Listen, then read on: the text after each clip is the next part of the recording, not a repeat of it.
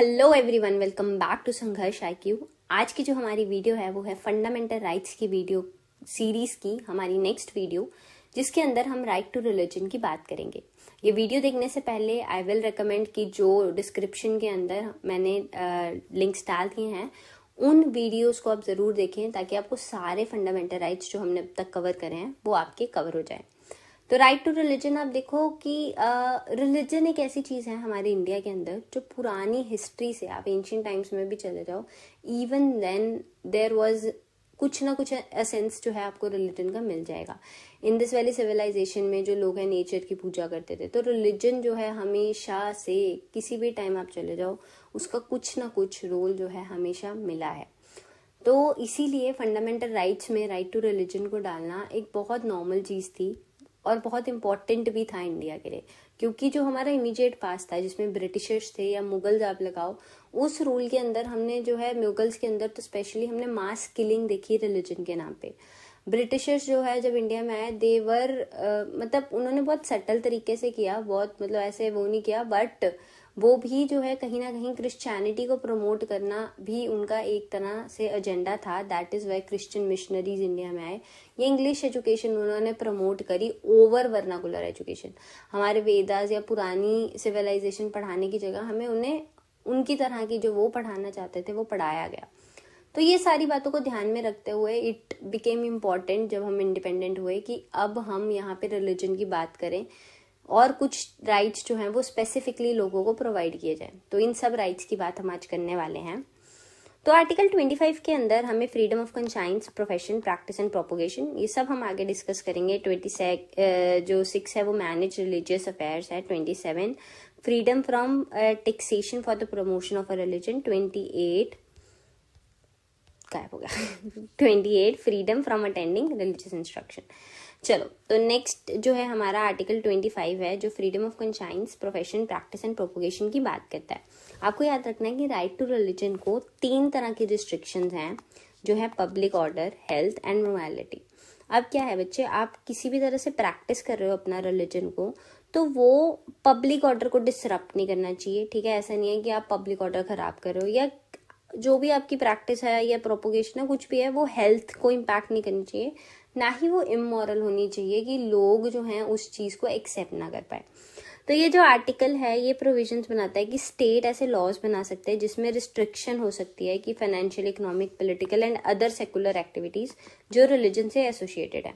मतलब आप देखो कुछ चीज़ें होती हैं यहाँ पे, डॉक्ट्रिन ऑफ एसेंशियलिटी होता है कि जो एसेंशियल इंग्रेडिएंट्स है ना, कि पूजा पाठ हो गया या किस तरह से उसको करना है, उन चीज़ों पे state can not interfere. But financial, economic या पॉलिटिकल मैटर्स हो गए या फिर अदर मैटर्स हो गए जो सेकुलर हैं, ऐसा नहीं है जो एक रिलीजन से रिलेटेड है, वो सबसे रिलेटेड है, वो सेकुलर है, रिलीजन से इतना लेना देना नहीं है उनका, उन चीज़ों को जो है स्टेट रेगुलेट कर सकती है। ये प्रोवाइड करती है कि सोशल वेलफेयर के लिए रिफॉर्म करना या हिंदू रिलीजियस इंस्टीट्यूशंस ओपन करने जो कि पब्लिक कैरेक्टर के हैं सारे हिंदूज के लिए। आपको याद रखना है कि हिंदूज का मतलब यहाँ पे सिख भी है, जैन भी है, बुद्धिस्ट रिलीजन भी है। ठीक है, तो इवन जो हमारे हिंदू पर्सनल लॉज है जैसे मैरिज हो गया, ये सारों में भी हिंदू का मतलब जो है सिख, जैन, ठीक है, हिंदू, ये सब जो है इसके अंदर इंक्लूडेड है। वैसे आर्य समाज, प्रार्थना समाज, ये सब आगे की डेफिनेशंस भी उसमें दी हुई है, बट आपको मेजरली ये बात याद रखनी है कि सिख हो गए, जैन हो गए, बुद्धिस्ट हो गए, ये सब जो है हिंदू डेफिनेशन के अंदर they are included. People of Sikh faith जो है किरपान कैरी करते हैं, उसको भी प्रोफेशन के अंदर इंक्लूड किया गया है। देखो, अदरवाइज हमने पढ़ा था आर्टिकल 19 के अंदर we have freedom of peaceful association. ठीक है, कि लोग जो है इकट्ठे हो सकते हैं पीसफुली विदाउट आर्म्स, कोई भी तरह का हथियार आपके पास नहीं होना चाहिए। बट सिख धर्म के अंदर it is one of the essential ingredient उनका कि वो किरपान कैरी करते हैं, तो that is why they are allowed कि आप जो है किरपान कैरी कर सकते हो। ठीक है, तो वो टेम्पल्स के अंदर भी या कहीं पे भी, क्योंकि ये उनका रिलीजन का जो है एसेंशियल एलिमेंट जो है माना गया है, दैट इज वाई ये चीज परमिट है।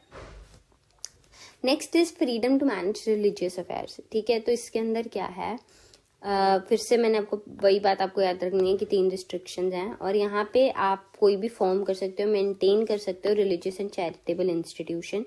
फिर आप उसके अफेयर्स को मैनेज कर सकते हो in the matter of religion. मैंने आपको बताया ना, जो मैटर ऑफ रिलीजन है वहां पे यू आर फ्री, बट जो सेकुलर मैटर्स हैं, जो जिनका रिलीजन से इतना लेना देना नहीं है, जैसे फाइनेंसिस हो गया, इकोनॉमिक या पॉलिटिकल मैटर हो गया, उस मंदिर को लेके, मस्जिद को लेके, गुरुद्वारा को लेके, तो वो सारे मैटर्स जो है स्टेट वहां पे रेगुलेट कर सकती है।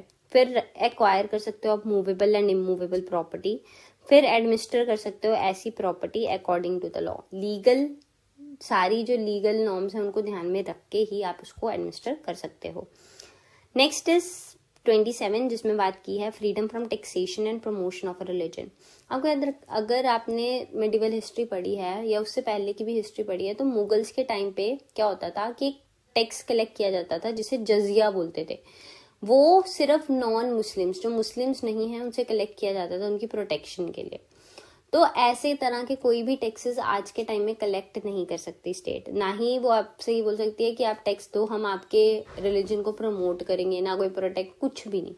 तो आपको याद रखना है कि आर्टिकल 27 ऑफ द कॉन्स्टिट्यूशन ये बोलता है कि कोई भी टैक्स डायरेक्टली जो प्रमोशन या मेंटेनेंस के लिए यूज करेगी स्टेट, वो कलेक्ट नहीं हो सकते। बट हाँ, इसके अंदर फीस वगैरह जो है वो इंक्लूडेड नहीं होती। कई बार क्या है कि कोई तरह की फीस ली जाती है एक जगह से दूसरी जगह आपको लेके जाने के लिए या मेंटेनेंस के लिए, तो that is not included in this. यहाँ पे आपसे पर्टिकुलरली कोई टैक्स नहीं लिया जा सकता, बस ये याद रखना है आपको। Next is freedom from attending religious instruction. ठीक है, तो अब देखो स्कूल्स वगैरह में जो प्रेयर होते हैं, एजुकेशनल इंस्टीट्यूशंस में प्रेयर होती है, असेंबली होती है, तो वहां पे भी देयर इज फ्रीडम टू, आपने अटेंड करनी है या नहीं करनी।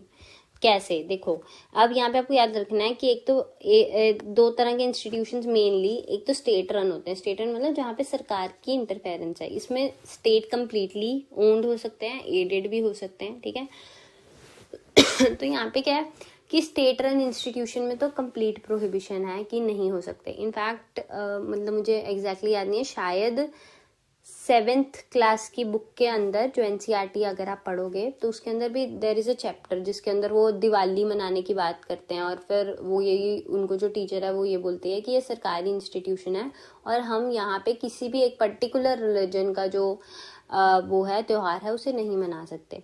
तो ये सारी चीजें हैं, आपको याद रखना है कि स्टेट रन एजुकेशनल इंस्टीट्यूशंस के अंदर कोई भी एक पर्टिकुलर रिलीजन को प्रमोट नहीं किया जा सकता, ना असेंबली हो सकती है और ना ही किसी को फोर्स किया जा सकता है उस असेंबली को जो है अटेंड करने के लिए। At the same time there are institutions जो रिलीजियस ग्रुप्स चला रहे हैं, ये मेंटेन कर रहे हैं, तो उस केस के अंदर वहां पे जो है हो सकती है, मतलब प्रेयर्स वगैरह ऑफर करी जा सकती है और वहां पे आपको अटेंड करना पड़ेगा। फिर जैसे एडेड वगैरह है, वहां पे क्या होता है कि आपको गार्डियंस वगैरह से, या तो जो माइनर बच्चे हैं तो गार्डियन वगैरह, या फिर उनका खुद का कंसेंट जो है आपको लेना होता है। तो ये सब ऐसे होता है, यहाँ पे एक पूरा चार्ट बन जाता है, एक बार आप उसको जरूर देख लीजिएगा क्योंकि इससे रिलेटेड क्वेश्चन ना आ जाता है थोड़ा घुमा के। फिर नेक्स्ट आ जाएगा व्हाट इज सेकुलरिज्म।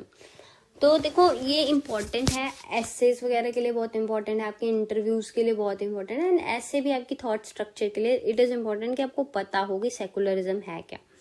इसमें क्या है, हम रिलीजन को सरकार से अलग कर रहे हैं, social, economic and cultural aspects in सबको अलग कर रहे हैं। हेयर रिलीजन, हम ये बोलते हैं कि religion is a personal matter. मेरा रिलीजन मेरा मैटर है कि मुझे कैसे प्रोफेस करना है, कौन सा रिलीजन प्रोफेस करना है।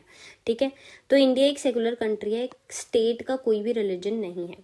एग्जाम्पल जैसे पाकिस्तान है, तो पाकिस्तान का पूरा नाम है Islamic Republic of Pakistan. India का नाम है रिपब्लिक ऑफ इंडिया। तो हमारी कंट्री का कोई भी ऑफिशियल रिलीजन नहीं है, वेयरएज पाकिस्तान में Islam is their official religion. However this in India also means कि हमारे यहाँ पे इक्वल रिस्पेक्ट होगी सभी रिलीजन की, सभी फेथ की। देखो हमारे ये basic structure of the constitution का पार्ट तो था ही, ठीक है, but 42nd amendment of the constitution से हमने सेकुलर वर्ड जो है अलग से अपने प्रियम्बल में जो है ऐड कर दिया था। बट उससे पहले भी हमारे यहाँ पे फंडामेंटल राइट्स वगैरह से ये सब इन्फर होता था कि सेकुलरिज्म इंडिया में है, इनडायरेक्टली तो था ही। ठीक है, तो ये हाई रिगार्ड है इंडियन डेमोक्रेसी में। सेकुलरिज्म जो है इनएलिएनेबल पार्ट है इंडियन कल्चर का, और यहाँ पे बहुत सारी फेथ, देखो हम इंडिया को तो हमेशा से यूनिटी इन डाइवर्सिटी बोलते हैं, तो बहुत सारी फेथ, बहुत सारे कल्चर यहाँ ऑलरेडी एग्जिस्ट करते थे। All religious groups in India, उनके पास सेम पावर है विदाउट एनी डिस्क्रिमिनेशन, कोई भी तरह की डिस्क्रिमिनेशन उनके साथ नहीं होती।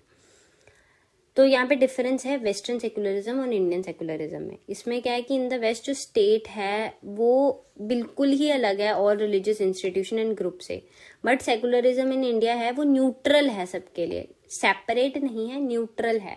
हम इंटरफेयर नहीं कर रहे, हम सबके लिए न्यूट्रल है। यहाँ पे तो क्या बिल्कुल ही अलग हो गए। यहाँ पे इंडिया में व्हेन देयर इज नीड तो हम इंटरफेयर करते हैं। जो वेस्टर्न कॉन्सेप्ट है वो बिलीव करता है does not believe in open display of religion accept in places of worship. मंदिर में आप डिस्प्ले करो बट बाहर नहीं कर सकते। इंडिया में ऑल एक्सप्रेशन ऑफ रिलीजन जो है इक्वली सपोर्ट करती है स्टेट। फिर स्टेट एंड रिलीजन की जो डिस्टिंक्शन है is clear and set in stone. यहाँ पे क्लियर डिस्टिंक्शन नहीं है। मैंने आपको बताया when needed state can interfere. जो स्टेट है वो सभी रिलीजन को इक्वली इनडिफरेंस से ट्रीट करती है, बिल्कुल ही उसमें इंटरफेरेंस नहीं होगी वेस्ट के अंदर। और ये जो है एड भी नहीं करती किसी रिलीजियस इंस्टीट्यूशन को पैसा देके या टैक्स देके या कुछ भी। बट इंडिया के अंदर फाइनेंशियल एड, समटाइम्स टैक्सेस वगैरह ये कई बार दिए जाते हैं और लगाए भी जाते हैं। In single uniform code of law is used to dispense justice regardless of religious background. अब हमारे से अभी मैं इसको कंपेयर करके वैसे आपको बताऊंगी। पहले आप वेस्ट में देखो कि क्या होता है कि यूनिफॉर्म, हमारे इंडिया में भी ना हम बात करते हैं यूनिफॉर्म सिविल कोड लाने की, बट वो हर एस्पेक्ट में नहीं है। चलो फिलहाल यहाँ पे क्या बात कर रहे हैं कि यूनिफॉर्म कोड है। आप किसी भी रिलीजन, आपकी क्या प्रैक्टिस है क्या नहीं है मैटर नहीं करता, आपको यूनिफॉर्म कोड के अंडर ही डील किया जाएगा। बट इंडिया में ऐसा नहीं है। We have personal laws.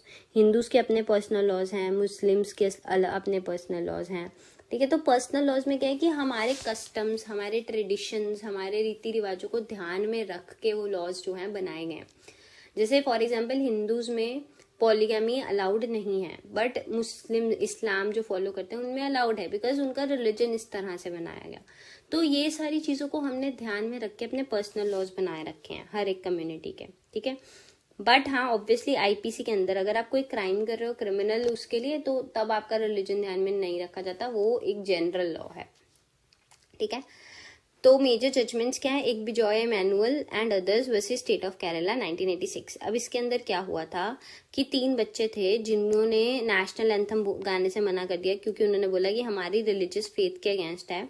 तो कोर्ट ने जो है उनको मतलब यहाँ पे क्या हुआ था, इनकी एक्सपल्शन हो गई थी, स्कूल से इनको एक्सपेल कर दिया गया था। तो कोर्ट ने बोला कि एक्सपल्शन वायलेटिव है फंडामेंटल राइट का and right to freedom of religion का, तो आप इनको एक्सपेल जो है नहीं कर सकते हो।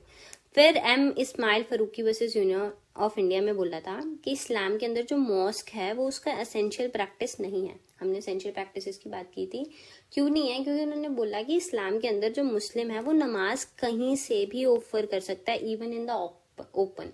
तो स्पेशली मॉस्क में जाके, मस्जिद में जाके उनको नहीं ऑफर करना जरूरी। फिर Acharya Jagdishwar Anand versus commissioner of police Calcutta में ये बोला गया था कि जो आनंद मार्ग है वो एक सेपरेट रिलीजन ही है, अलग से रिलीजन ही है, वो रिलीजियस डिनोमिनेशन है, एक ही रिलीजन की छोटी सी मतलब सबसेक्ट है। एंड परफॉर्मेंस ऑफ तांडव ऑन पब्लिक स्ट्रीट ये असेंशियल प्रैक्टिस नहीं है, दैट इज वाई इसके ऊपर कर्टेल इसको रोका जा सकता है।